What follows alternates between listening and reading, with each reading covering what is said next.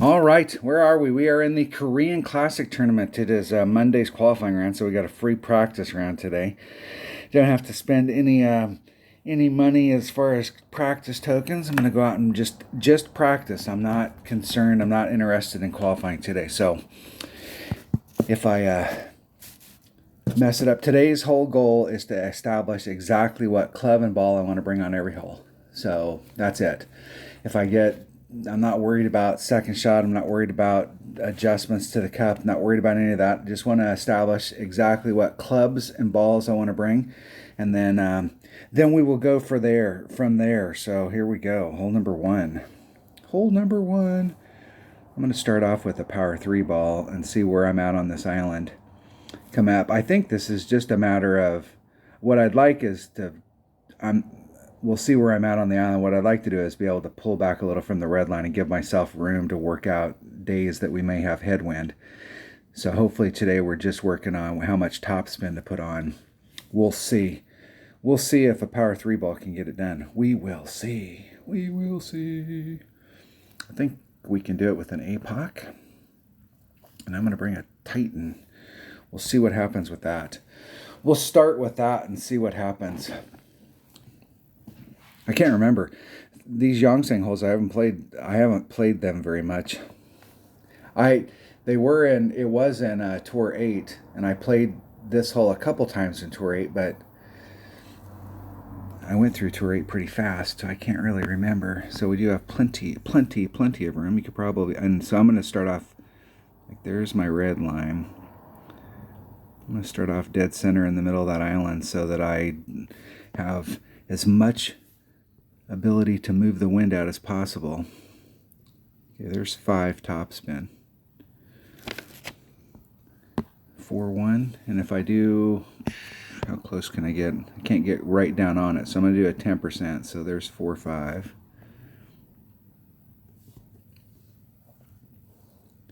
We'll just hit it straight up and see what happens. Hitting it perfect.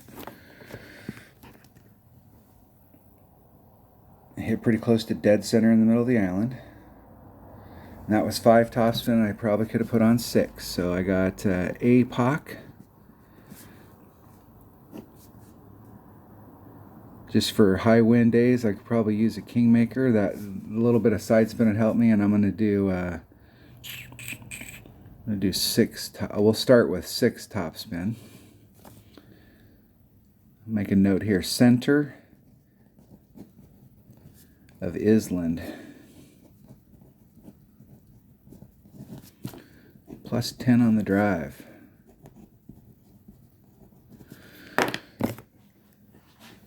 Could definitely get right up there on the fringe without having to do much effort on that one extra topspin. I think on days that there was headwind, it might be 6.5 topspin. Extra mile might work better here for most of you, as far as because that's what we don't want to have happen. I'd rather be a little short in front and have a little teeny bit longer chip than ever be in the rough. There's max. There's mid. Definitely in the mid range. So 4 divided by 2.4 is 1.66 rings.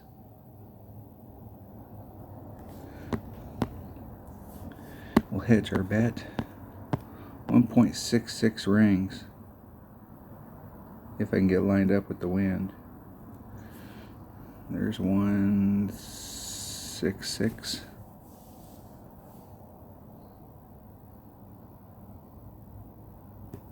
Hitting it perfect. We could definitely get shorter than that. And it went right in. I was aiming towards the right-hand edge of that flagpole. And wind was not a factor, or very little factor.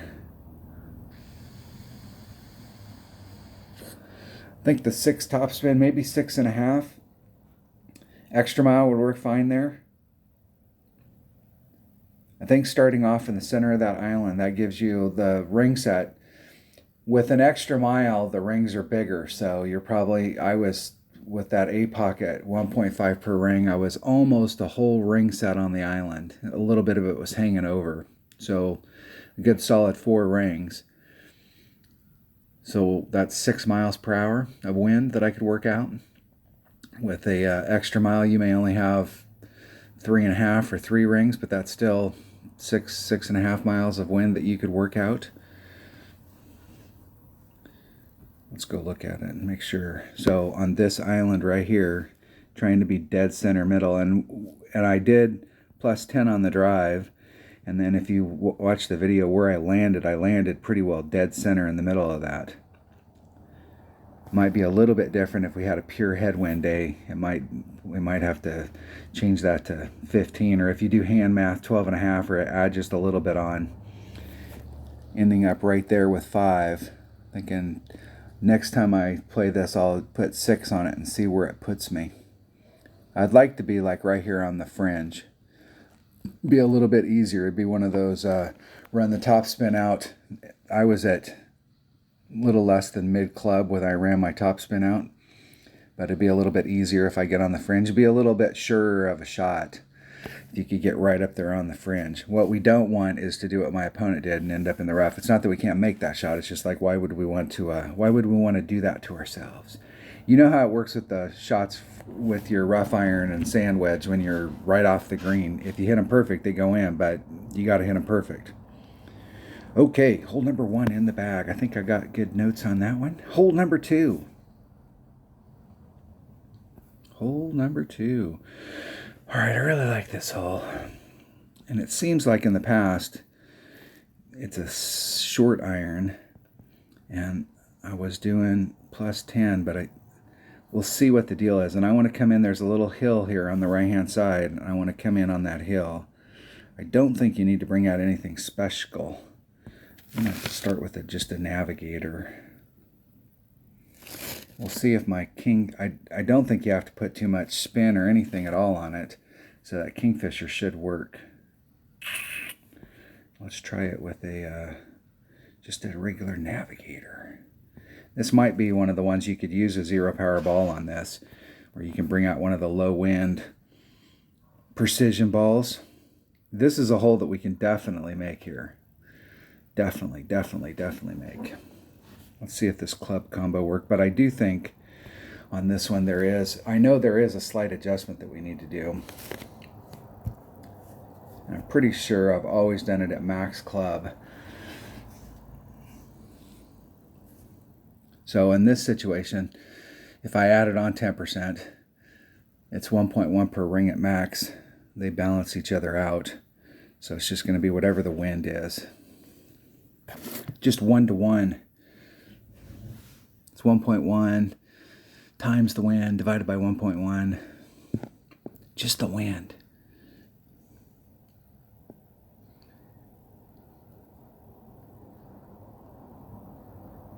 And it is way in the hell down there to the bottom. Isn't it perfect? El Perfecto.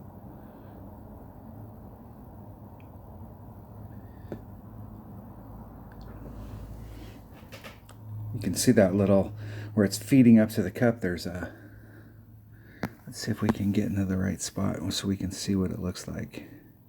Okay, I'm 3 rings off of that transitional area up there in the front.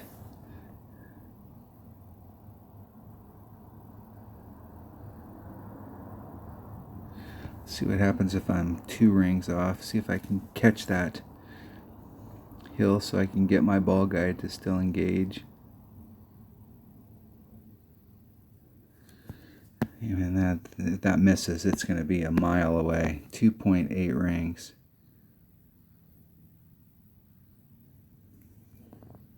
There's... oh shit, I think I overpulled that.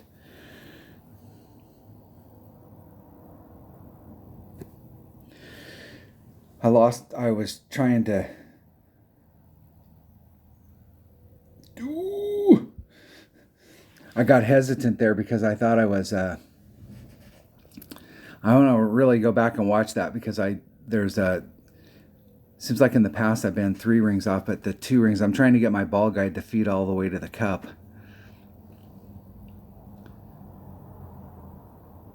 And I was trying to make I was trying to make it so that I didn't have to pull the 2.8 all the way to the center, because when you get to the center of your ball guide there, it gets a little fuzzy when you're trying to do a 2.8 or a 2.9. So I was trying to pull off of my fourth ring.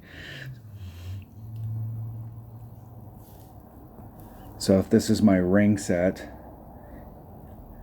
there's 1, there's 2, there's 3, there's 4, there's 5. Here's my ring set. Instead of doing 2.8 where I was pulling off of my blue ring, and then you got 1, 2, and then trying to get the 2.8 towards the middle, I was trying to pull off of a farther back ring so that I could see where I was pulling it, and I got lost in translation. So I'm not sure what I did there.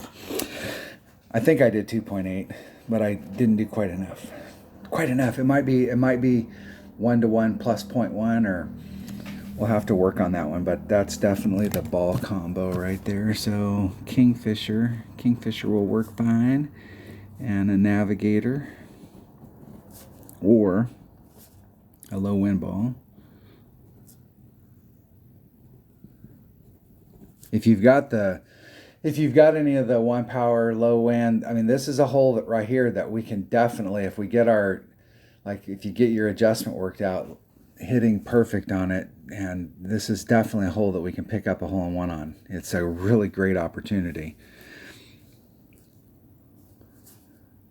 And I'm going to start off at 1-to-1. Okay, hole number 3. That's a hole right there. That's a hole right there we definitely want to focus on this week. If you're going to burn some practice tokens, this is definitely one that you want to get that adjustment down on. It's hard to make a really great adjustment on it because you're so far downhill you can't get close to the ring set, so there's always a little bit. Okay, I practiced this hole yesterday, and I used, I think, an extra mile, whatever driver you have that's got the most topspin. But I came out here, the wind was blowing. I don't believe that we'd be able to do this on a day when there's headwind. But yesterday I came out and practiced, and there was a tail, or at least a side tail. It was wind that was on our side of the fence. It wasn't hurting us. And I came out and I bounced here with a power 3 ball, clipped the rough, and then bled out, and I was in long iron range. And I didn't have enough to do a rough bump. But if you brought a Goliath out, you could definitely do a rough bump there. Did I have enough? I don't think I had enough to do the rough bump. My opponent brought out a 5 power ball with topspin boost and ended up right here. But I think they still left a little bit on the table, and they were in short iron range. And they definitely could have did a rough bump. But you'd want to bring out at least, I think you could probably do it with a Hornet. But a power 5 ball with boost on it would definitely be good here. Let's think. If we get into the shot on the other side, so that we wanted to be able to do a rough bump. Got more spin with this clay. Let's set up a bag here. Now Thor's hammer might be a possibility too, because we don't need any. I'm losing a little bit in distance, but I got the same. As far as like right where it's at right now against my extra mile, it's got the same kind of spin, but it does have a little bit less distance. So in this situation, distance is key. Let me switch that up. Let's put an extra mile in this bag, and then let's change this Grizzly to a Goliath. And there was another hole on this course as well that we can do a rough bump. It's another one of the par 3s, and I believe that you have to have a Goliath in the bag and a Hornet. Let's try that out, and let's see what my ball inventory looks like. This is, I think, on days, well, if we want to end up in a consistent spot, we'll probably have to bring out the same ball every time. This has got 2 topspin boost.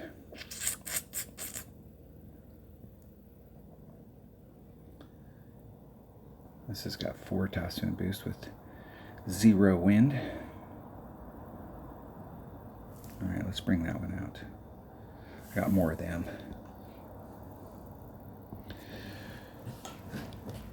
Let's try it. this is definitely an Albie opportunity here, and this is the same kind of wind that we were playing with yesterday. That I was playing with yesterday. So I'm thinking extra mild, because we're not using side spin, so we're not using curl, so it's all about distance going forward. So extra mile and a 5 power top spin boost ball. And I'm not sure where that'll put us, but I would definitely, just in case you clip that rough coming out, if you still wanted to do the rough bump, I would definitely have a bag set up for this so that you can do the rough bump.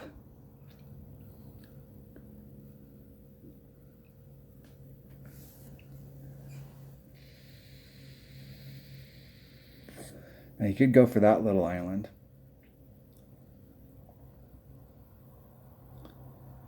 And you can obviously do that with a white ball. Now, the thing about shooting that is they're not doing a rough bump. You're going to do a straight up shot to the cup. But you can get to that little island pretty easily.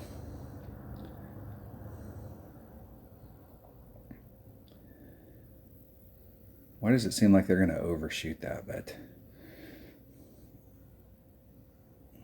that's exactly what it looked like they were going to do, that they were going to overshoot they were looking at the stuff in front of them and not looking at where their first bounce was with they left the wind in, and they put overpower on it. Okay, top spin is everything here. Okay, we can get over. If I put overpower on it, man, I could drive all the way to the end of that fairway.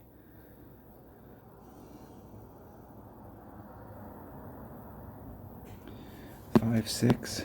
I'm going to do 10%, so that'll be 6-1. So I'm going to do 3 rings. That's 6-3. And I'm not going to put that power back in it.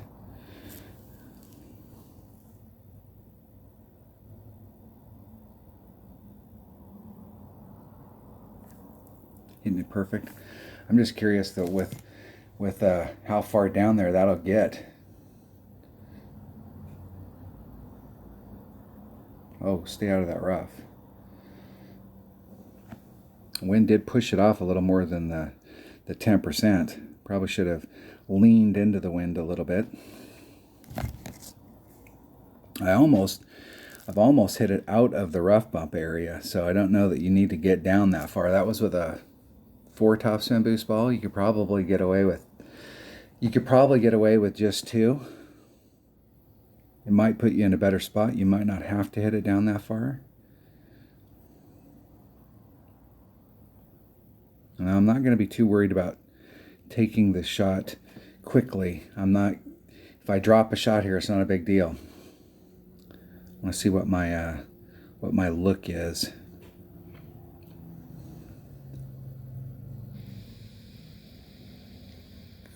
A 4 topspin obviously stretches out all of those bounces, so it does help you get over easier. But there's min, there's max, so there's mid. So I'm in like maybe the 20% range. Definitely have all of my, and what would that be? So I'm kind of in between mid minimum. And where is my notes here on my Hornet? That's 6, so it'd be like about 1/6 per ring if I just did a straight up shot. And I think we're in the spot where we can do. I'd want to be like 3 rings off, and it'd be like 1/6. It's not quite min, it's not quite mid. I'm gonna let it time out, and then I'm gonna take that shot from right there. I'm gonna split the difference. I play my Hornet at 1.3 at mid and 1.9 at minimum, and I'm gonna split the difference and play it at 1.6. This is where, if you're using the app, a slider would come in really handy. And I did take the shot yesterday, and it does seem like it's pretty flat to the cup.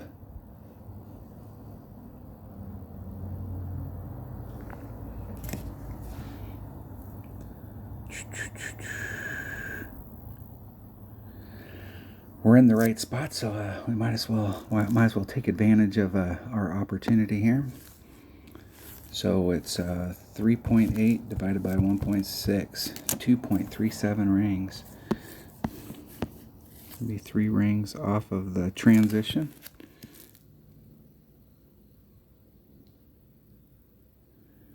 Wow, I had to use topspin boost in order to get me there.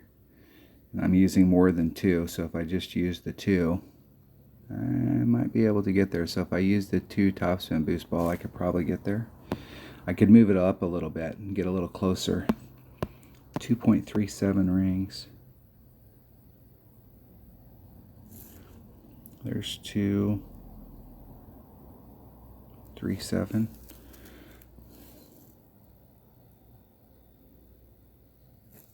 Hitting it perfect.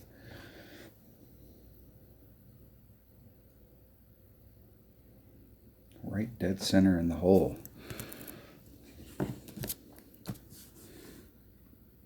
So you'd have to bring out, if you wanted to play it with a Hornet, let's think about that.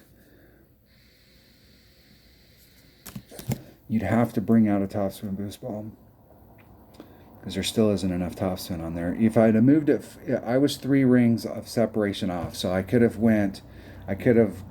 pushed it up and been like a half a ring or a ring off of that transitional surface. I like to give myself plenty of room on those. Let's look at it. So on the second shot here, coming down into this area, doing the rough bump off of this, here's the transition, here's the fairway, here's the rough. I was 3 rings of separation out into it. I could have pushed that forward, and I used all of the topspin plus 2 and a sliver. I could have put on, if I had a 2 topspin boost ball, I could have put on all the topspin and then moved it to the spot where that would work. So I gave myself plenty of forward room to move it out. It does depend. Sometimes I find that if you're in a rough area like this and you get right up to the edge, how it comes out, like sometimes it hits that rough and it does like an irregular bounce. If you're ever doing those rough bumps and you're 2 rings into the rough and it's not bouncing out right, you could try 3, or you can push it up and try 1, and changing that position will sometimes change how the ball rolls out.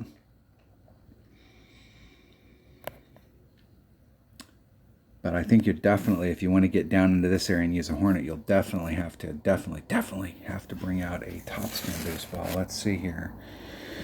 Let's see what our other options would be for short iron. I think the only other option we have, if we want more topspin, is to bring out a runner. And it's got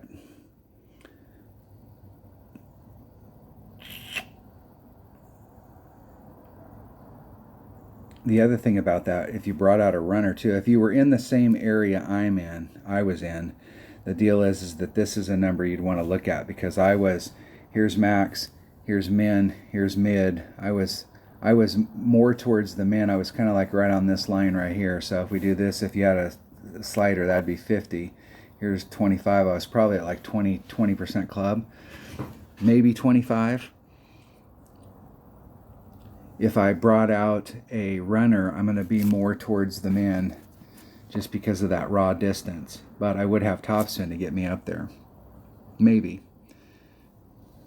97 might have been enough. Might.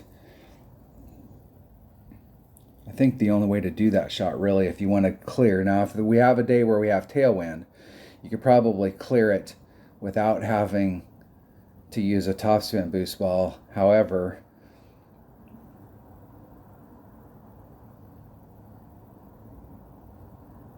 you might need the topspin boost ball on the second shot as well.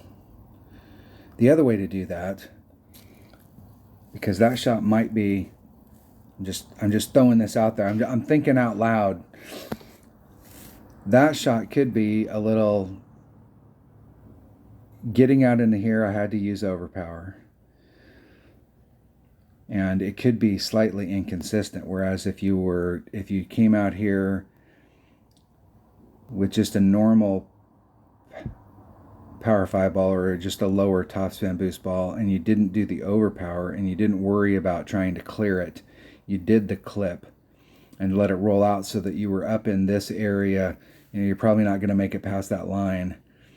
But somewhere in this area right here, your shot coming in is with the Goliath, and you're going to be able to do that shot over and over and over and over and over again. It seemed like with the Goliath yesterday, when I did the shot and the walkthrough and the scouting report, I was in, I think I was right at mid, because I did 1-to-1, and that puts me at mid Grizzly. I play my Grizzly 0.9 at minimum, 1 at mid, so I think I was at mid club. So with a Goliath, you're probably going to be more towards minimum club, just clipping it out here, and you've got that straight up shot every time, and your Goliath has definitely got enough topspin. So even though I'm typically a big fan of getting into a lower club, anytime you can go from a long iron to a short iron, it's awesome. But getting to the short iron might be slightly inconsistent, where coming out here and clipping the rough and bleeding out and always being in your long iron, this shot's going to be a lot easier to replicate and end up in a fairly similar spot than trying to get it all the way down. It's a little risky. I mean, I took out 10% and I did a straightforward shot. I didn't put any kind of spin on it to the left at all. The wind was blowing from the left and skirted along this edge over here.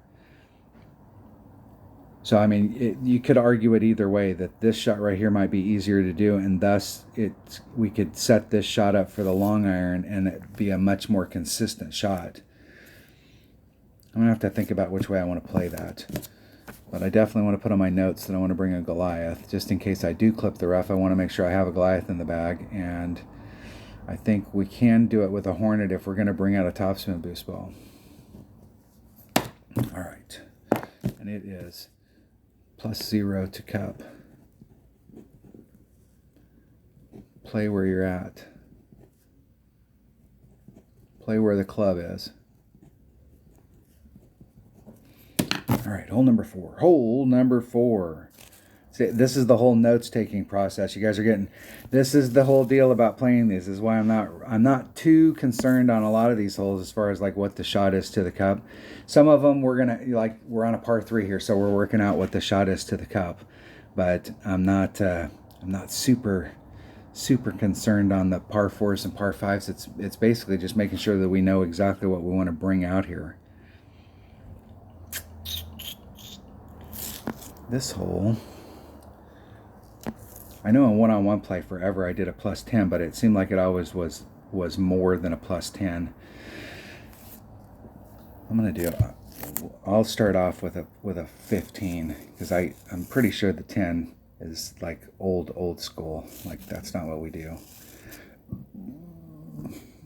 What ball do I want to bring here? I don't think we need anything special. I'm just gonna bring a navigator. A navigator.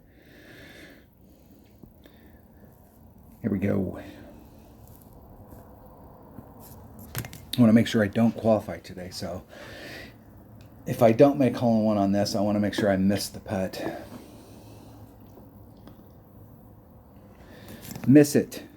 Let's make sure we do not qualify today.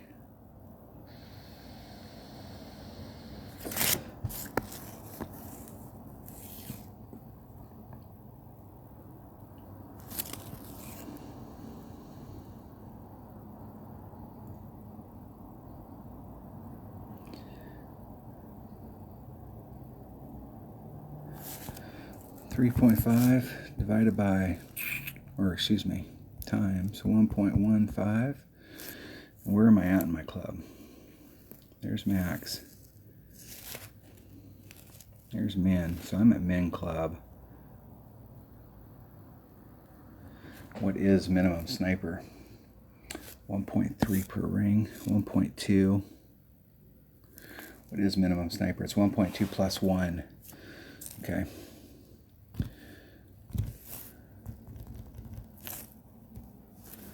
We will set that up. I'm a minimum sniper, so I'm gonna play where I'm at in my club. So it's 1.15 times whatever the wind is divided by 1.2 plus 0.1.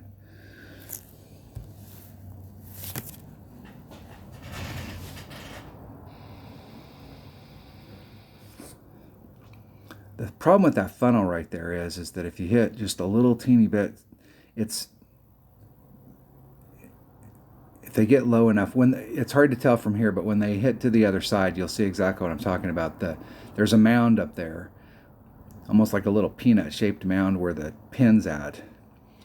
And if your trajectory's off any which way, the ball rolls off. You see how it's mounded up right there? And so when you're coming up to it, it's domed all the way to it. So it's super easy to get off trajectory. 4.31 rings. Be 3 rings off.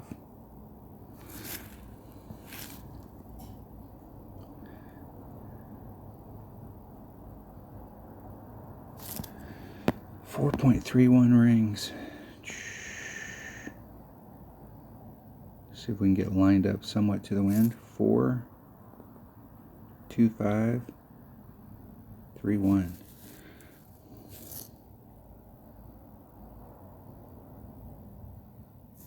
Isn't it perfect? We'll see how far that pushes me off the cup. You see how far it pushed me off. So I would say at least a 20%. Sniper. Nav. And if I brought out a 0 power ball, I'm definitely going to be at minimum club. I had a little bit of room there to work out wind on headwind days or tailwind days like this, but if you brought out a 0 power ball, it might be even better. I'm gonna put try 20% at min, which is 1.2 plus 0.1. Okay, I've got some notes. Got some notes on that hole. Hole number 5.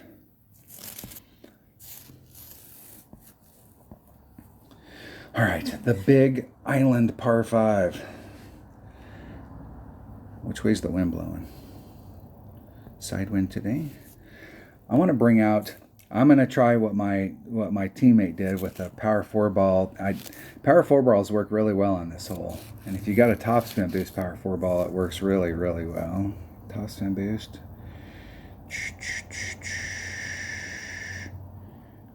Let's select that ball. I think we can get this done with an extra mile. If not, I'll switch to an APOC, but I think we can get it done with an extra mile. Let's see how close we can get without having to do any overpower. And this might be one of those deals, if you got a 5 topspin boost ball, it might be even better. And my only option I do have, here, we'll just play it. We'll go out and play. Since we're not concerned about qualifying today, we can check out ball lengths. That one power 5 ball that I have that has 4 topspin might be better. If we're not going to... It'd really be nice if we could come out here and not have to do any overpower. We could try and make this, because we really, really need to get an Albie on this. This was in one of the community cups, and man, I shot a 35 in the opening round. I came back with a 30. I didn't have anywhere to go really after that round other than down. I came back in the weekend round and shot a 33, and I got the Albie on this hole. I think pretty much I think I might have missed it once during the week, but you pretty much have to get an Albie on this hole. I'm always just amazed why people, there's a stat called curl. You could come at it from, go to the right, the fairway's deeper there. You could put max overpower on it and curl it back around to the course, instead of flirting with disaster with that. I guess you do have to still do overpower. Maybe.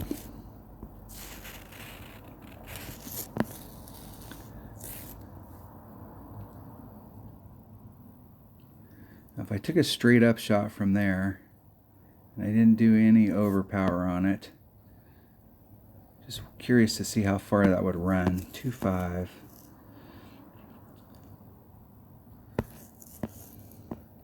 Let's try this. Let's see.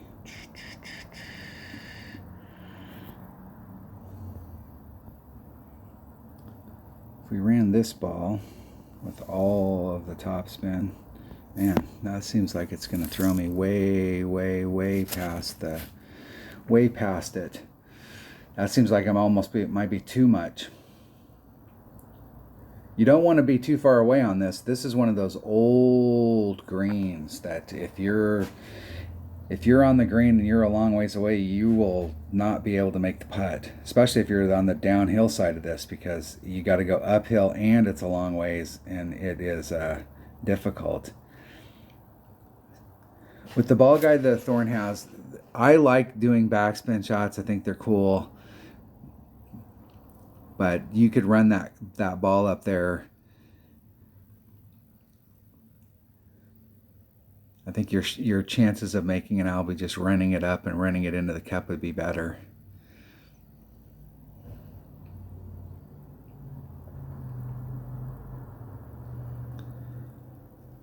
Yeah, I would have just ran it up there. Dude, you got the ball guide. That club that's not a one-trick pony club. It can do other stuff.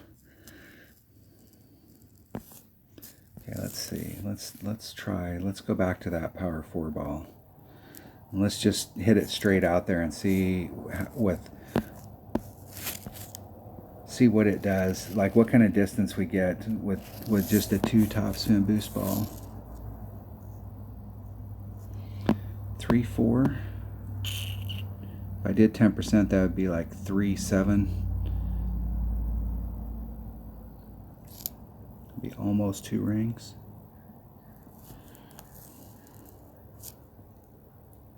I'm just going to hit it straight. I want to see how far it'll go with the 2 topspin. Isn't it perfect?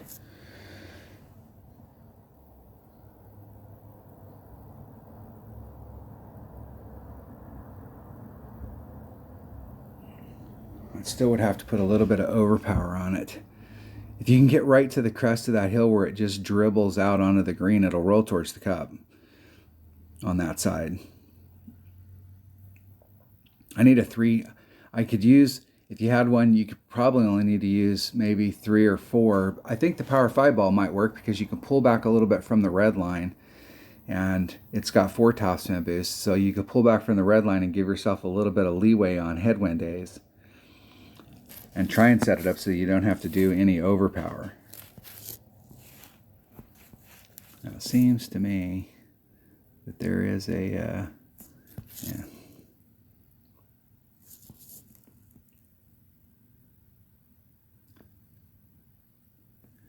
3-8.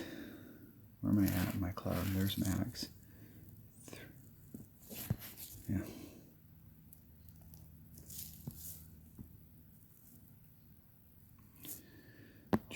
I'm in mid club. 3.8 divided by 2.4. 1.58 rings. It seemed like we needed to do a little bit of an adjustment here. Here's 158. Isn't it perfect?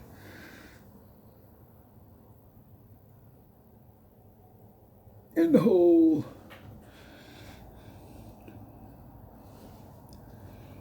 In the hole. All right. I'm trying, because we haven't, I can't remember when the last time was we played this hole, but we have to, when we come to some of these holes like this, we have to think about ball inventory, like what balls have changed how we play this hole. So a couple things that I liked right there. One of the things I liked is with the Power 4 ball, without doing any overpower, just pulling the wind out and not putting the wind back in, I ended up right in this area, just a little short of where I needed to be. With the 5 power ball with the 4 topspin boost, it definitely looked like I was going to roll off the back, which is good because I could move my red line forward with the 5 power ball, put on all of the topspin, pull back from the red line, maybe a couple rings. Not a lot, but give myself a little bit of room here, and work out the shot with the 5 power ball with the topspin boost so that you don't have to do this with overpower and try and standardize this shot. One of the things that was always iffy about this shot in the past is you always had to do overpower on it. And on headwind days, it was definitely, it was easier to end up short and having to do the chip to get on than it was on days where the wind was on our side of the fence. But if we could bring out a 5 power ball with 4 topspin boost, and give ourselves a little bit of room on the red line for headwind days and not have to do any overpower or very slight overpower. That might be the ticket. Because basically what we'd be doing is, instead of it being a 2 topspin boost or a 4 topspin boost, we'd actually, if we pull back from the red line, it'd be like a 3 topspin boost ball right at the red line. I'm gonna make a note here. So I'm gonna use my extra mile because it's got more topspin. Whatever club you got that's got more topspin and the most distance. And I'm gonna bring out a 5 power ball with topspin boost, the most. And going right at it. And then try and work out the deal with where I'm at down here as far as like where I end up. So I think the first time I come out here with the 5 power ball, I want to put on maximum topspin and be right at the red line and see what it looks like. Like, what does it look like when I put it all on there? Do I overshoot it, or is it an optical illusion and it doesn't overshoot it? Like, let's not start pulling stuff off until we make sure that we need to pull something off. What I would hope is that I'd overshoot it. That way I could pull it back from the red line, give myself a little bit of breathing room, keep the topspin the same, and then just establish how many rings away from my red line I need to get down here in order to achieve the goal of getting right to the cup. All right. I love that hole. And I hope they never change a hole like this. We need tough holes in the game, but we also need holes like this. And this hole is, we can get an Albie on this hole, and we need holes in the game like this. And that -10 is true. That second shot, taking off a little bit of wind on that second shot, especially if you're in the area where I was at, it should not work that way because the flagpole's here and where I was at was here, and I'm definitely shooting downhill. But taking off a little bit of wind, and part of that is because of the slope. Like, you want to hit, it's taking off a little bit of wind on the second shot if you're right off is definitely, I'm pretty confident that is absolutely true. Take some wind off on that second shot. Hole number 6. All right, this is another one I practiced yesterday because I couldn't remember how to play it, and then I remembered getting into this zone. And this was another hole that bringing out a bigger ball. It's not that you can't do it with a lower power ball, but with a lower power ball, if we got a tailwind day, you're going to do one thing, and if we got a headwind day, you're going to have to do something totally different. And we have to get an eagle on this. This isn't an option. If you do not get an eagle on this, you just drop the shot. I mean, you got to think of this hole as being eagle for minimum score. So if you get an eagle on this, it isn't a woohoo and, high five. That's what you had to get. So standardizing the drive shot by bringing out a bigger power ball, a 5 power ball will definitely work good here. And you don't have to bring out anything special. Just a Zerk will work. The Zerk will work. And I'm going to play it with my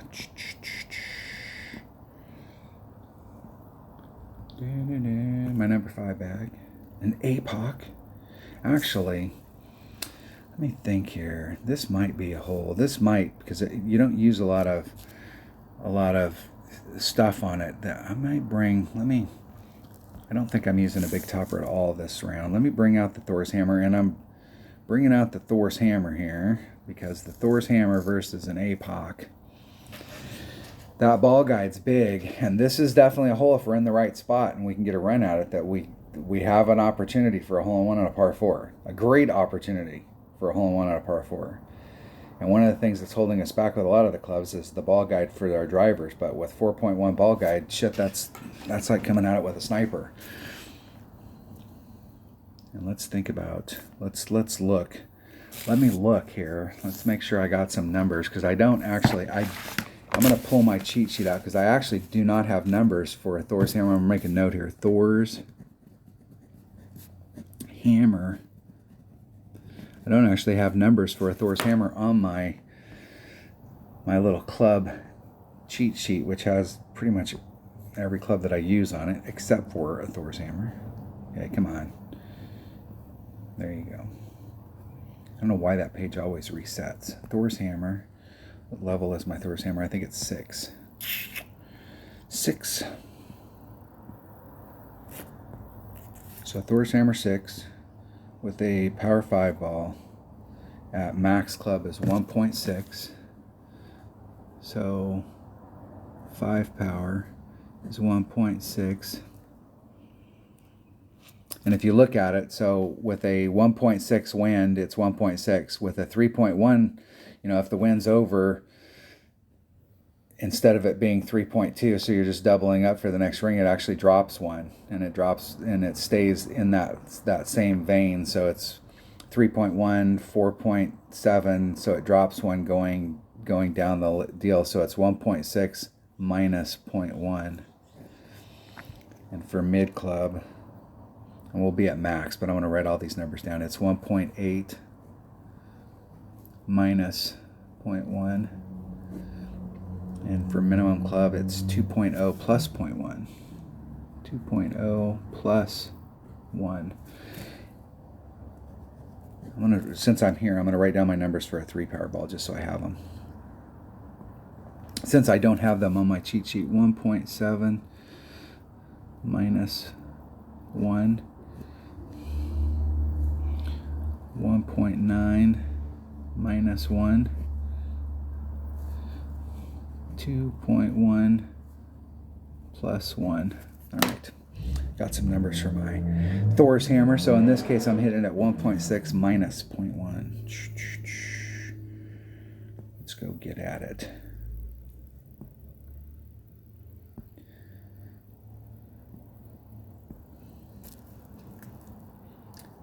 I'm not sure if we should be adding on someone. Let's see what Tommy says. He probably says take off, do a 10%. I'll bet you. It seems like the magic number on a lot of these. 30. And yesterday, thinking about where I was at yesterday, that's probably right, because when I came out here yesterday, I had myself kind of in the center of this, and I damn near clipped that rough up there in the front. It definitely pushed me off, pushed me forward. I mean, if we talk about rings, I was like 4 rings away from this front, 4 or 5 rings away, and I was only like 1 ring away when on that first bounce. So 30% might be right. 30%. We'll try 30%. I'll make a note here. Try 30%. And we're on hole number 6. Is that right? Put that on the wrong spot in my notes. 30% on the drive. I'm gonna try a Thor's hammer with a Zerk. My rings adjustment's going to be 1.6 minus 0.1. Okay. So let's plug that into my calculator. It's 1.3 times whatever the wind is. I'm going to use 2 as my holding number. Divided by 1.6 plus 0.1. Then I'll erase the 2 and be all ready to go. All I got to do is plug in the wind.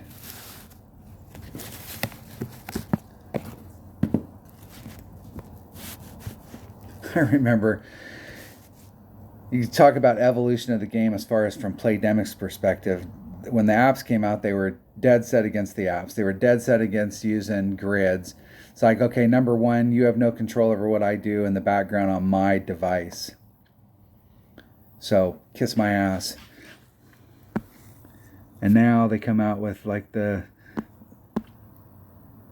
am I at? I want to be kind of in the center of that. So that puts me about 2 rings off. Where's that flagpole? How much spin did I put on that? That's 1 backspin and almost a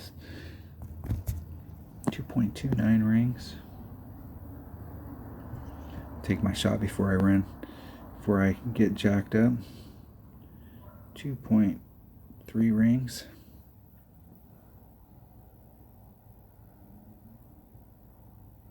Ah! Great to the right. And watch this bounce. Okay, that did hit pretty close to the center. Now, a little bit of topspin was or a little bit of backspin. I could have used a little bit more. Like maybe 1 and a sliver. 1 1/4 backspin. And 1 left side spin. And I didn't have quite a full bar of left-hand side spin on there. Yeah, when the game first came out, they were totally down on using apps or using grids or doing any of that. But you got this golf challenge where they're giving you random clubs, and it really benefits people that use the apps because they can plug in the clubs that are in there and they can get numbers. I've played long enough that I know a lot of the clubs as they went up, and you can kind of tell a little bit from the ball guide,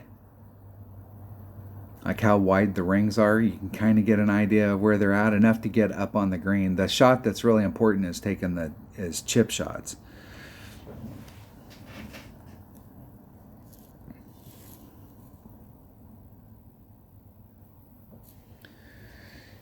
It's taking those chips up there, but they were down on that shit when the game first came out. They did not want you doing any of that stuff. Hell, when the game first came out, they didn't want you to have more than one account. That was a big deal. They made it very difficult to try and have more than one account. I'm still mystified. And it happened when they first came out. I don't know what agreement they signed with Facebook when they first came out, because having Facebook accounts and not wanting you to have more than one account, and they really tied it in with Facebook. We didn't have all of the different ways. You couldn't do phone and email and all that stuff to start off with. It started off just pretty much Facebook.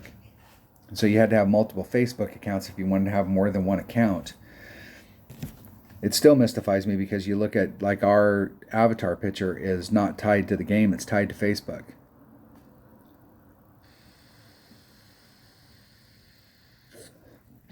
Like, you should be able to go in the game and change your avatar as often as you want, and it should not be affected by Facebook at all. But that's not the way it is. Hole number 7. Hole number 7. Okay, we got some good looks right there. So I didn't like the way that the angle, the camera changed, and the camera view on my shot coming in was from this side, so I didn't see exactly where I hit here. Yesterday, my camera angle was from here, and I didn't do the 30%. I just did a straight up shot, I think, and I damn near hit that rough. So I think the 30%'s right. And I did roll off the green a little bit. If we had a big tailwind day, I might have been in trouble on the back. So I think 1 1/4 top or backspin instead of, I think I had slightly less than 1. So I'm going to do 1 1/sliver. Anytime I see a quarter on my notes, that means to do a sliver.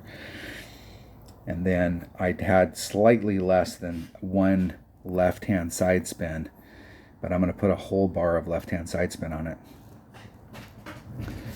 And see if I can find the spot down here where I was at so that I can make that consistent again. I usually like to find some marker where I'm like 3 rings off of this transitional surface, or I'm 2 rings off of that transitional surface, so that I can go back and I'm always in that same spot. I think we definitely have a shot at a hole-in-one on that hole. And that Thor's hammer, I think, will work fine. Good ball guide. Good ball guide. A little bit less distance, but I was able to pull back a little from the red line, so I do have a little bit of leeway there. And at 1.6 per ring, the wind would have to be higher than 3 too before I get into a red line situation. I think this is the hole right here that you have to bring a Goliath out to do the rough bump. Let's go check it out. And with how much spins on there, I'm going to have to bring out at least a Quasar, but I might need to bring out a Katana. Let's start off with a Katana.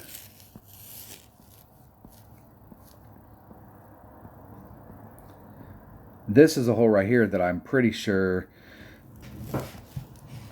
I'm almost positive, the last time we played this, which was that in a major that we played this hole? The fall major. We had this hole worked out. We were making hole-in-ones on this hole. So it's definitely worth going back to the fall major here and seeing what adjustments we were making on this hole, because we were killing it on this hole. Let's make sure I got a Goliath in some bag.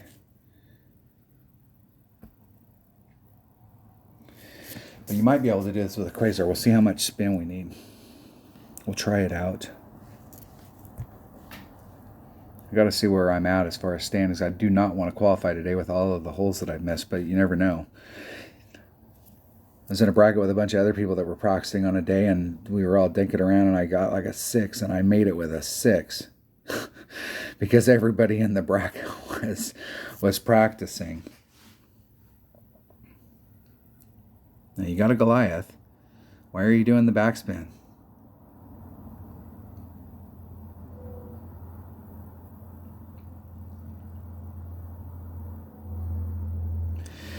And my Goliath, it's at, I'm going to have to look for Goliath numbers because I've got some older numbers written down here at 1.9, 2.3, 2.9.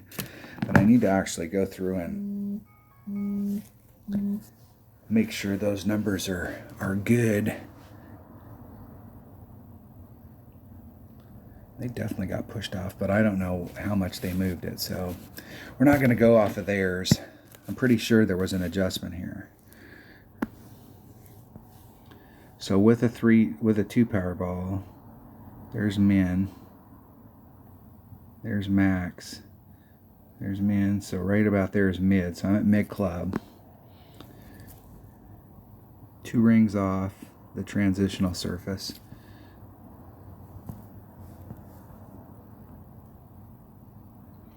That's 6 topspin with 1 and a sliver of right hand side spin. 4.1 times 1.1 divided by 2.3. 2.3. And that's if I played it at mid. It's right at about 2 rings. It's 1.96. I'm going to play it at 2 rings.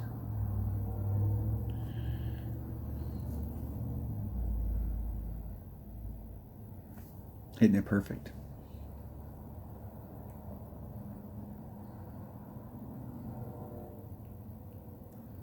Ooh, needed a little more than the 10%. So maybe 15. So I'm going to use a Goliath. I'm going to try. We'll try 15% at mid.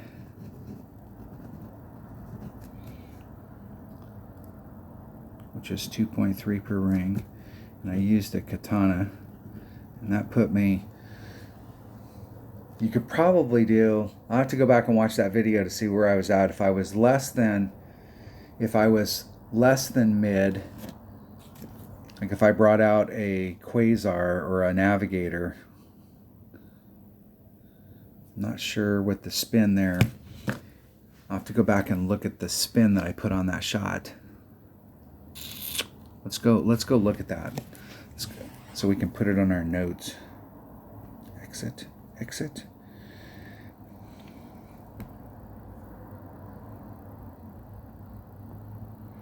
See if it gives me my hub.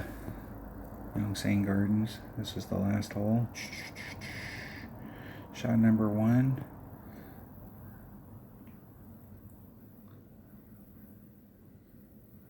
Let's see if it'll show. Let's see if it'll show the spin that I put on in here. I think I put 6 topspin.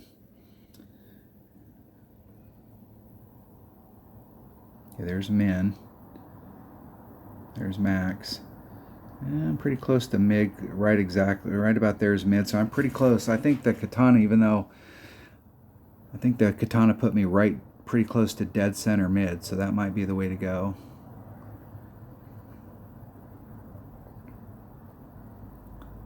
There's 6 topspin and 1 and a sliver. I probably could have put on 1 and then moved a little bit. I'd have to move to the sand side and put me closer to the sand, and I was just almost at a little teeny bit of my orange ring sticking off the top with the 6. So I'm going to put on 6 topspin and 1 right side spin. And I'll have to move it over just a little in order to make the 1 right side spin work as opposed to 1 and a sliver, and we'll see how that works. And then I tried 10% there, but I'm going to try 15%, and we'll go at it again. All right, we got some good notes on that one. That is definitely a hole that we can make as the week goes on. We may not make it every single time, but that's definitely a hole. If we could pick that one up at least once in a round, that's a hole that'll help win us a tournament. All right, what hole are we on? Hole number 8. Hole number 8.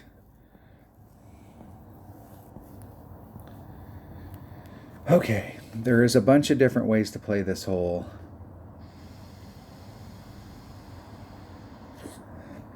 And I typically, so that I've demoed, and I've actually played it this way for all of you, because I see a lot of people come out here and try and hit off this island, and you can. It's especially, I think it's actually pretty easy when you got days where you got tailwind, because you don't really have to do anything, and it's just a matter of hitting the island and then woeing it up so you don't end up in the sand or the rough out here and not getting jiggy with it. But where I see people struggle is on days where we have headwind, or where we've got this almost side wind but a little bit of headwind, and their red line's off and they got to start using overpower on it, and they end up in the shit. They end up over here, or they end up going too long. And so I've demoed this and I'm pretty sure I've used a katana on it, and you can hit it from over on this side right here and go bounce number 1, max curl, bounce number 2 in the rough, bleed out of the rough, and you end up right here in front. You got a straight up shot at it. And I've demoed that so that, because this shot right here, it doesn't matter whether the wind's blowing headwind, tailwind, doesn't matter.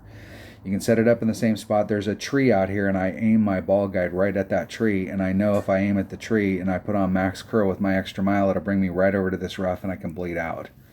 And I'm pretty sure I put on max top spin, so that you can, when you hit the rough, you just want to bleed out of it.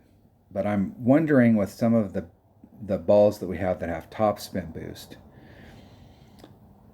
and some of these bigger balls that are out here, if landing on this island, I've seen people recently trying to go more for the green, and I'm just wondering if you can get, if you had a top spin boost ball, if you couldn't land on this, get bounce number 1, bounce number 2, and then try and bridge the gap over the top of that sand trap and end up on the green side. If we can end up on the green side where we got a putter, a short chip, I mean, obviously your odds of making a chip from the fringe are much better than making a chip from out here, because out here you definitely have to do a wind adjustment. I think in the past it's always been around plus 10. That might be a variable. There might be, we need to add on a little, maybe if you do hand math, it might be 12, or you might have to do plus 10 plus 1 or plus 10 minus 1, but it's going to be somewhere in this ballpark. But I'm going to go out there and try out several different things. Let's start off with, I'm going to start off with my number 5 bag, because I get more raw distance with the APOC.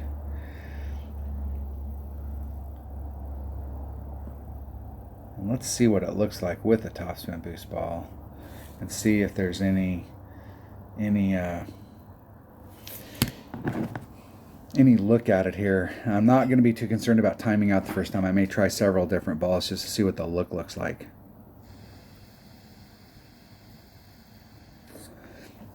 I believe that this is going to be a super low scoring tournament, so we got to be aggressive on every hole.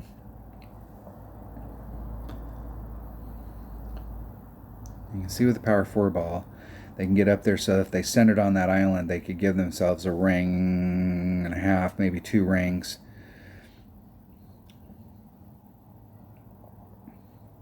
You can see my opponent's trying to go for it. Look at where that second bounce is. If you have your wind adjustment right, and if they put curl on it in that spot, they're going to curl themselves right into that rough. But you'd have to have a super accurate wind adjustment there, so that you don't clip that rough on that second bounce, which is, ooh, nice shot, my man, nice shot. That's exactly what they were looking for. Now,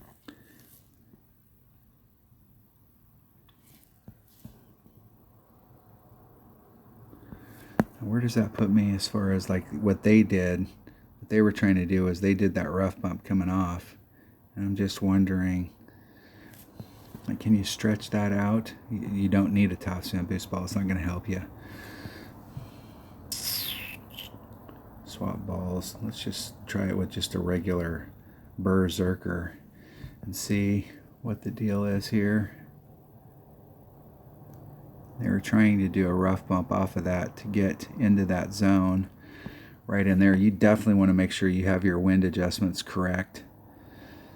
So, I mean, if it's a plus 10 on the drive, you can see how close. I can't get zoom right down to it, so it probably is like a plus 10 on the drive. to try and get into that spot, and you would absolutely have to hit it perfect.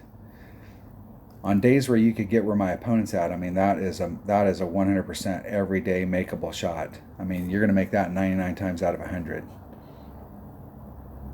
Whereas the shot from out where you're in either max wedge or minimum short iron, you might make 75 times out of 100. Think about the people in your bracket. There's 100 people in your bracket. If everybody there took that shot, and you see how close they were and they missed it, wow, yeah, I believe you need to add on 10% on that shot. I'm going to try this with a Zerk. We'll see what the deal is here. So here's my red line. I got plenty of room on the red line.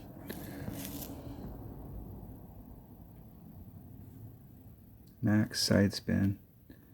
Trying to bleed it off of that rough area. 1.5 top spin. 4.9. If I did, that'd be basically 5. There's 4.5. Maybe a third of a ring. Trying to hit that perfect. Oh, and I hit it great, so I'm going to miss the rough on the second bounce. And hitting it great, I probably needed to do bigger than a 10. I clipped the rough, hitting it to the right where I was at. Probably bigger than a 10% on the drive.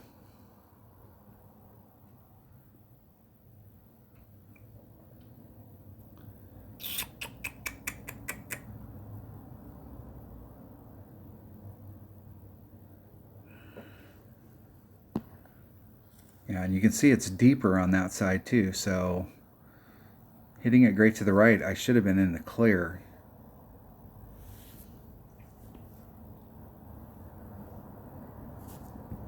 I'll just take the shot. We're practicing today.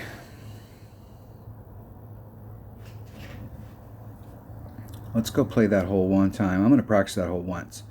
Let's practice that hole one time and see what the deal was if I do bigger than a 10%, if I do a 20% on the drive. Let's practice it once. And we got to go into, we got to get out of there. The wind will be different, but that'll be all right. Practice, practice, practice, practice hole number 8.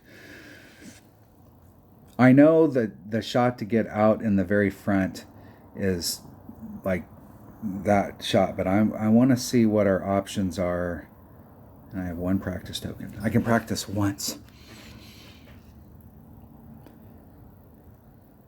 Trying to get where my opponent's at. It might not be worth the risk. Like getting out in front is pretty easy. You can do it every single time, but you just have a little bit longer shot. But if you can get where my opponent's at, and of course they missed the 1 in 100 time that you would miss that shot. I have to go back and watch to see what they did. I'm not exactly sure what they did there.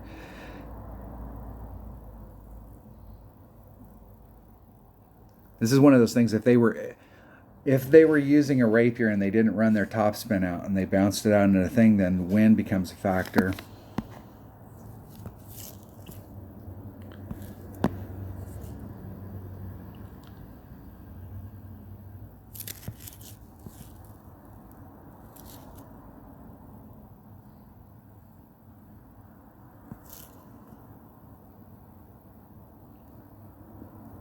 You can see in this area, if you hit just a little bit to the left or the right, how it changes the look on it.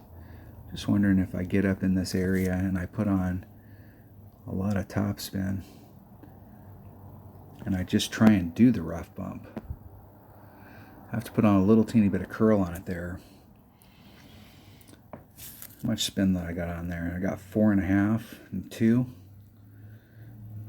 Boy, you'd have to hit that perfect, and you'd have to make sure that that wind adjustment was absolutely perfect every time.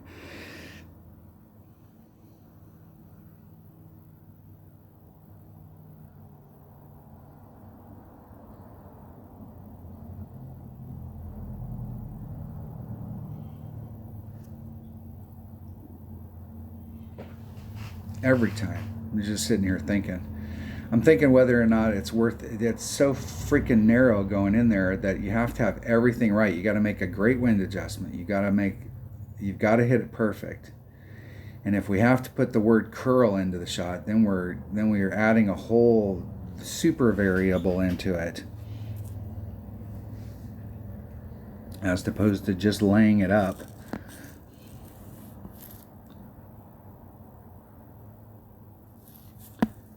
And if I did a max OP shot and tried to put on a little bit of backspin on it and tried to bring it around, I don't think we can make that. Max curl around the tree and do all kinds of jiggy shit. No. No. 4.5.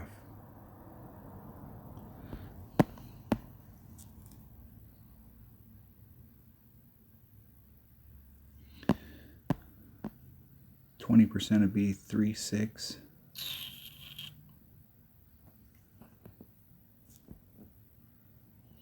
Let's see if I can bump it out of that sand.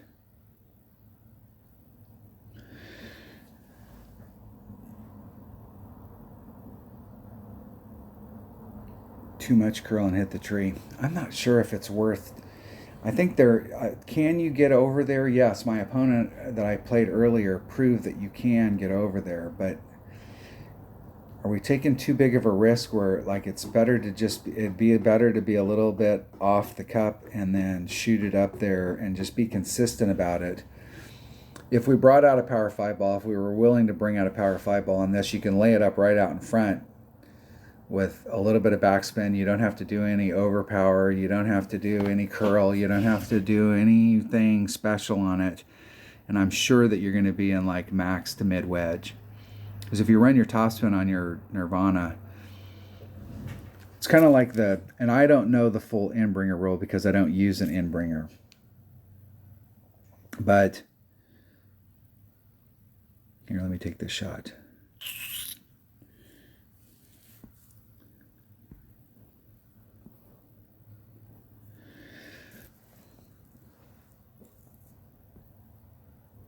Good luck in whatever you're doing. Put the ball to win. I'm letting my opponent win. There we go. There we go.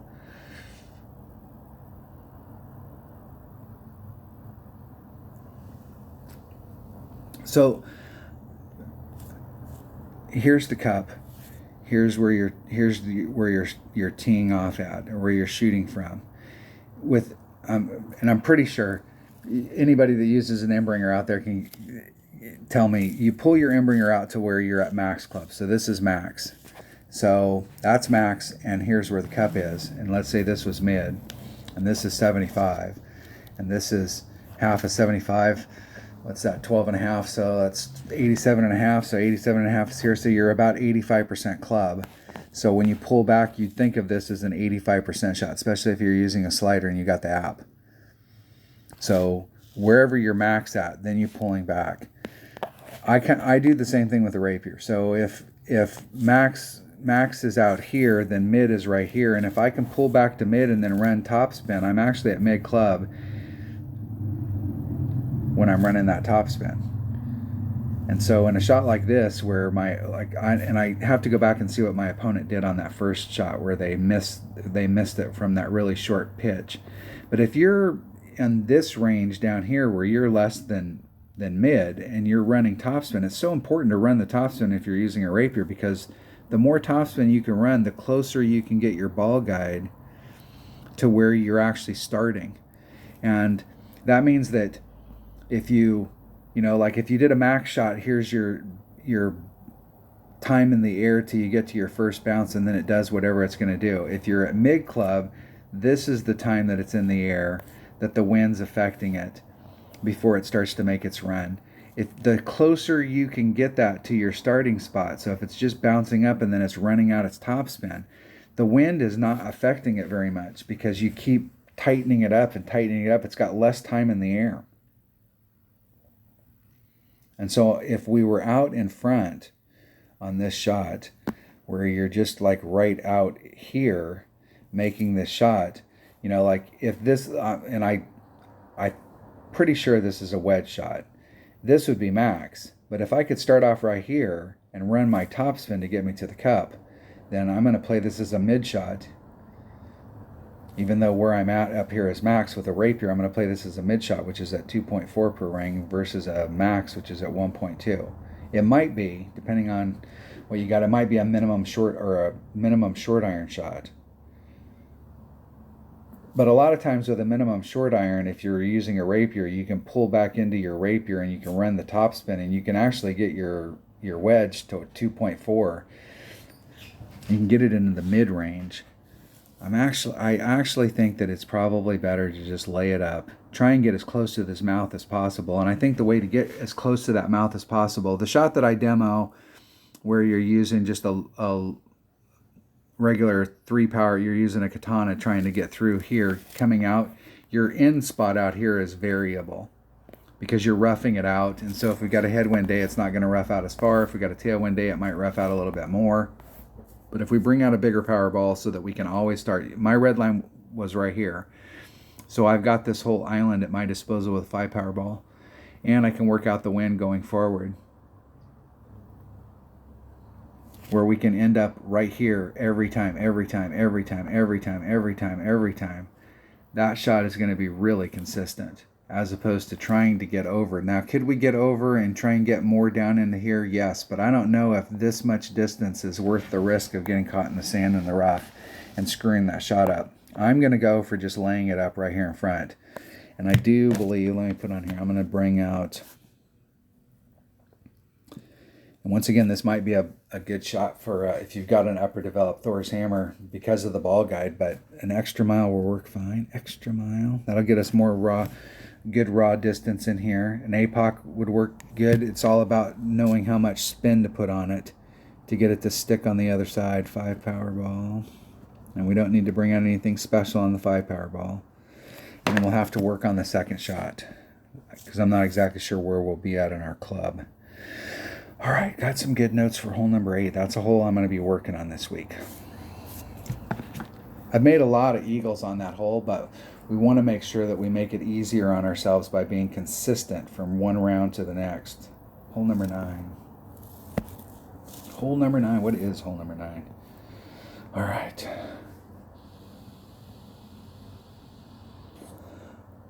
I'm going to play a shot to try and get me out into here so that I can do a rough bump with my sniper coming to the cup. But what I need to do to get out to here, I have no idea. I think I can do it with an APOC and a Kingmaker.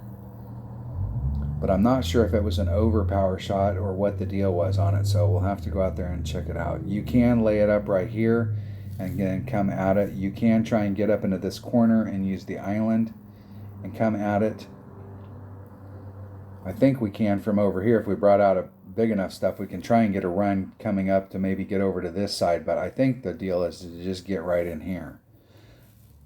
We'll see. We'll see. We will see. Let me change that ball up. Let me put a Kingmaker on. Kingmaker.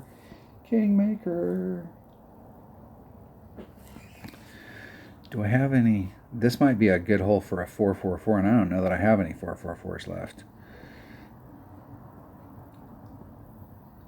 And a 4-4-4 is definitely worth having a bunch of 4-4-4s in your bag.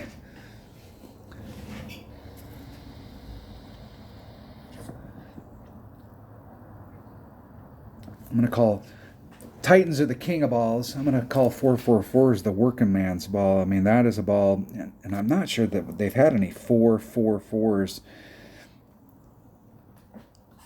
out there. A 4-5-4. They've probably had some of those that were out there since. Let's try it out. We'll try it. We'll see what we need to do. Where am I at? If I get, okay, like look at the round here. Like we can pick a ton of stuff up. Hole number 4, hole number 8 right there. Getting even just the birdie, that puts you at minus 10. And what was hole number 4? Is that a par 3? Hole number 4, sniper nav minimum. Try 20%.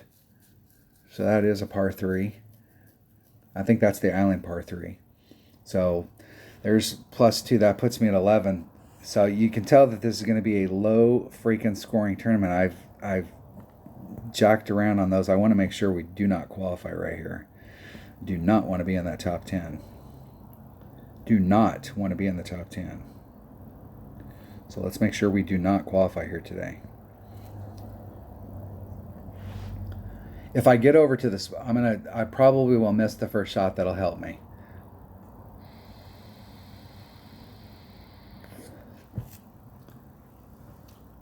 I ran into a person one day, another player, and it was in Monday's qualifying round, and we were both practicing.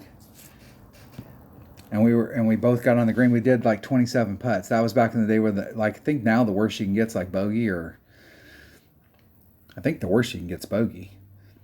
We missed like 27 putts in a row. There was a spot out here that I was pulling to. You might be able to do that with a katana. Kingmaker might work a little better. Got tons of room on the red line.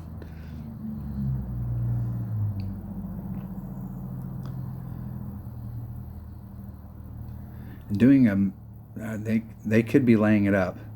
That is another way to go. In pro, you're going to lay up down there at the end quite often, but we can definitely get over to the other side.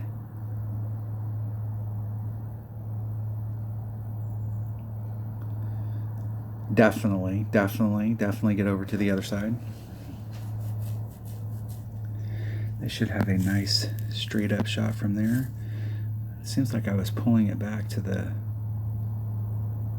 Let's try the +3 mark. Max curl.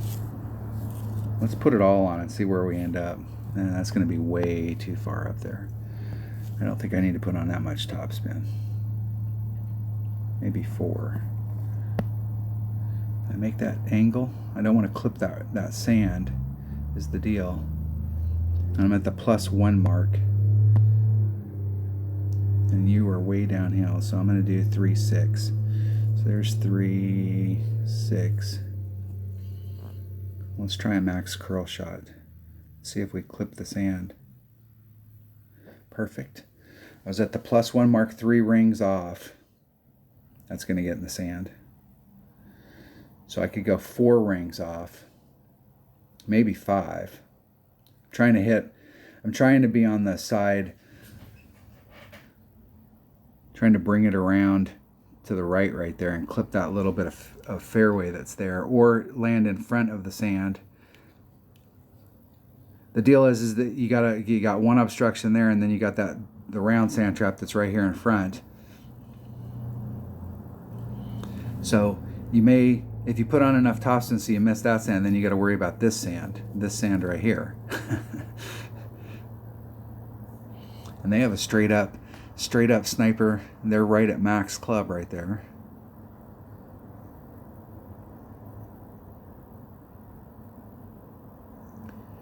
That might be the way to go. Even though you don't need a big ball, it might be worth bringing out a 4-power ball so that on days when we have the wrong wind, I'm glad they didn't make that. Otherwise, I would have got. I don't want to make it. Don't want to make it. Where I'd like to get is like out into this zone right in here.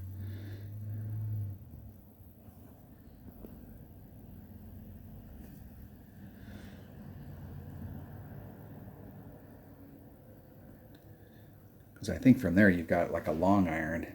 Now, I will say that my opponent's shot is definitely no fuss, no muss. Just hit it straight down to the end. You need to know how much spin to put on it so you don't roll off the tip down there at the end. And then you got a sniper shot to the cup. And it would be all about and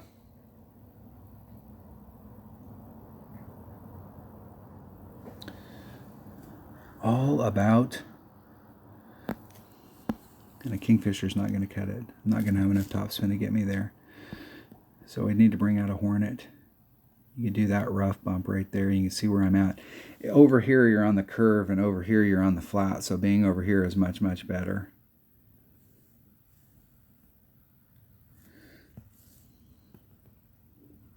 We'll have to work on this hole. We'll have to work on it. There's man. There's max. There's mid. About mid club. Let's see if I get. There is a little. One of my opponents. See the little arrow going down into the cup right there? 3.5. Mid club divided by 1. 4.2 rings. If I can get the shot off in time. There's 4.2. Out of time. Out of time. There is a little, that wasn't there before. See that little, go back and rewind right there. There's a little point that is going in the cup that tells you where the ball is going to land. That wasn't there before. That's something new. One of my teammates posted in our clan chat that they were doing a dunk and there was an arrow pointing into the hole. And there is an arrow pointing into the hole. That's awesome on dunks. That's awesome. That will not make it. That will not make it. That person with the 6 right there is going to knock me out. Excellent. Excellent. I will not qualify. Will not qualify. That is a hole right there. I need to see, like, you can see what my opponent did, where they just drove down into the zone down here, and then they had a sniper coming up at it. And I do kind of like that. That's no fuss, no muss. As opposed to trying to get into short iron here, where you do have to take some risks to get over to that zone. But what I didn't like about my opponent's shot is their red line was right out where they were at. So if we had a day where we had headwind, that shot's going to be hampered. So playing this with a 4 power ball, so that on days when there's this kind of wind, you have a little bit of room on the red line to pull it out. Now the bad part is that you're using a sniper, so it's 1 per ring. So a 4 power ball might not give you enough rings. So if we're adding on 10% or 15 or 20% on that second shot, if we are adding wind on and we got a 4-mile-an-hour wind, now all of a sudden we're at a whole ring set in order to work the wind out, and I don't know that there'd be enough room with a 4 power ball. So you might have to use a 5 power ball just to give yourself room. And the deal there is that you'd want to use a 5 power ball every day, even though you don't need it on the drive shot, and you may not need it on the second shot, to make it so that your setup is exactly the same every day. Because if you bring out a 3 power ball when we got good wind, and then you bring out a 5 power ball when we got bad wind, then the setup here is going to be different with the 5 power ball than it is with 3 power ball, and it's going to be different here every day too. So you want to play with the same ball, whatever ball you're using, you want to pick the ball for the bad days, and then that way on the good days it won't really matter. I do kind of like just getting out here and using, because I've been in this area, you can do it. So what I did on that was I was at the +1 mark, and I was 3 rings off, and I hit right here in the sand, and I really wanted to hit right here and try and bleed myself, because you're coming in with so much curl that the ball's going in this direction, and I really just want to land right here. You can put on enough topspin so that you can get in front of this, but then if you put on enough topspin to get in front of this, then you're putting this sand trap into play. And I've ended up in that sand trap in the past, but I just want to get right to that area right there. So I want to get bounce number 1, bounce number 2, and then like roll forward and just end up in that spot. Then you're short iron away as opposed to wood away. But in order to get that amazing trick, in order to bring it out to the right, I'm going to have to start off more to the right. So instead of being 3 rings here, I'd be like maybe 4.5 or 5 rings off of this transitional surface with max curl at the +1 mark, and then see if I can get my first bounce here, my second bounce on this fairway, and then just bleed me out with like maybe 3 topspin, maybe 4. We'll have to try that shot. Okay, let's practice. Do I have any practice? I have no practice tokens. So I have to watch a 30-second video. We'll practice it one time with the Kingmaker. We'll practice it. Practice. We'll practice it one time. I'll pull 5 rings out and we'll do practice now. Can we watch? Hold on. Let me watch this 30-second ad. Hold on. Well, let's see what 30-second. Let's see what... Tired of seeing annoying ads that pop up on your screen? Yeah, I'm tired of seeing those annoying ads that pop up on my screen, and I had to do this to myself because freaking Playdemic wanted me to get a flippin'... Why don't they sell these in the store? How come they don't sell practice tokens in the store? What's the deal? Can't just go into the store and buy a practice token for 150 gems, or... Well, they'd probably make it 500 gems for one, so it'd be $5 for a hole. All right. That was the longest 30 seconds of our life, but it did give me an opportunity to go get some coffee. Okay. All right. Hole number 9. Let's practice at once. APOC. I'm gonna over pull this time. So I was 3 rings off. We'll make a big pull. We'll be 5 rings off, and I'll try like 3.5 topspin.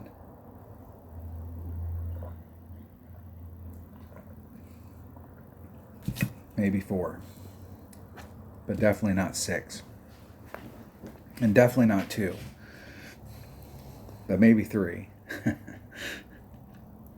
That'll be the first thing. The first thing to work out is where do I need to be in order to get over to the other side, and then we start working on spin in order to do the deal. Now you could bring out a big power ball and just start off on the other side.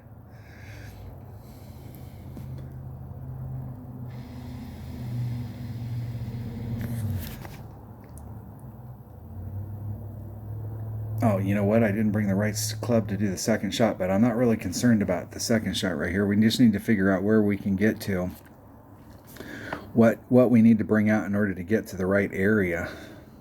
Now, we could go that way.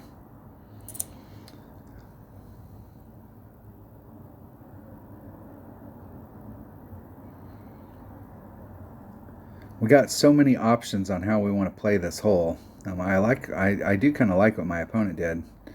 I don't like where they ended up, but I do like what they did.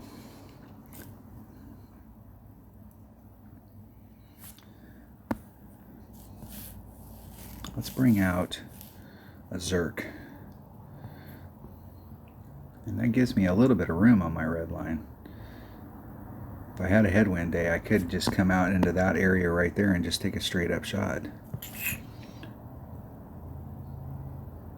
Just put on like two topspin, 1 right hand side spin, and just try and end up right there. Let's see what kind of adjustment. That's as close as I can get, so I'm going to do a 20%, so that would be 5, so it'd be 3-1. I'm going to do 2 rings.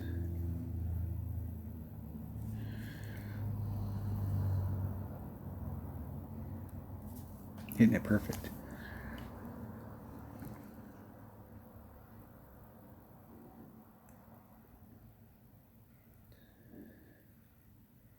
That might be the way to go right there. Then I don't have to do anything jiggy. However, if we have a day where there's a big headwind there, I might have to do a little bit of overpower, but not a lot, in order to get me to the right spot. And I'm definitely going to have to bring out a different short iron.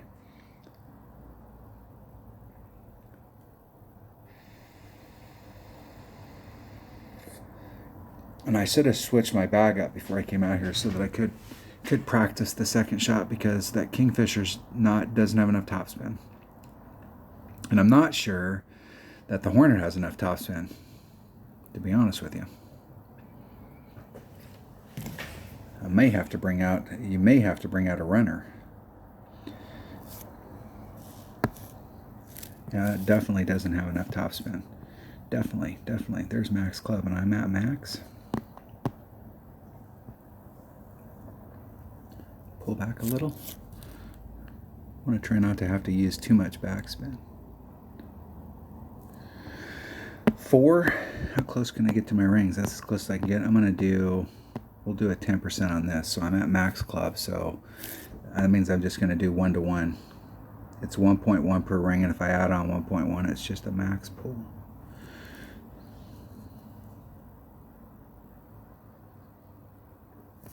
Hitting it perfect. We'll see if that pushes me off. Whew, it did. It did move me. That was an overpull with the 10%. Because I damn near clipped the rough down there.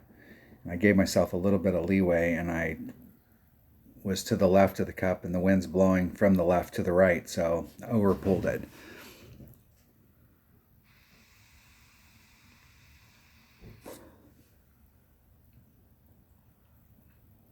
All right. Definitely bring out an APOC. I think I like that shot.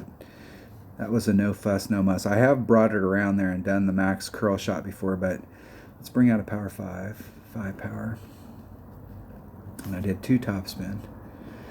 And let's try a Hornet and see if it has enough topspin to get me up there. Otherwise, I'll have to bring out a runner. Maybe a runner. Let's check out those 2 clubs. I'm pretty sure with short iron, Apache's got 100 toss. So we could use an Apache. I suppose that would be an option. Runner, 3.7, Apache, 3.5, 55 accuracy on the versus 66. Not much to give between either one of those. Definitely doesn't have topspin. It's got 60. It's got more than the Kingfisher, but I don't think that's enough. The 80 might be enough with the Hornet, and we get better ball guide. So when we're running it out, it's truer. Claw's got 73. And the Falcon, if it was maxed out, has 100, but it's not maxed out. So I've got 80 in it and 3.9. So in this situation, the Hornet would be better because it's got better ball guide and accuracy. I'll try a Hornet on there, and if that doesn't work, then I guess my 2 options are going to be either Apache. Let's put those on there. Apache. There's not much difference between them. The Apache does hit farther, so it gives me a little bit of room on the red line. I was fairly close to the forward red line there. Accuracy, not much to go between them. 1.9 versus 1.7. Does give me a little bit more topspin. The curl's not going to come a factor. Backspin's not going to be a factor. Ball guide. The runner might have it. It could go either way between those. We'd have to see how the shot's set up. But we're 82, and that's 83. So that would put, the runner would put me even closer to the red line, the forward red line. So the Apache might actually be in that spot. You'll never hear those words from me, ever, hardly. I mean, I don't think I've ever said the Apache might be the way to go. I'm going to try a Hornet on that. I'm going to write in my notes, try a Hornet, and we'll see if a Hornet can get me to the spot. Okay, there you go. That was my practice round. Got some good notes. Now I have actually notes. So now I know what I need to bring out on the hole as far as ball and club, and what I'm looking at as far as second shot.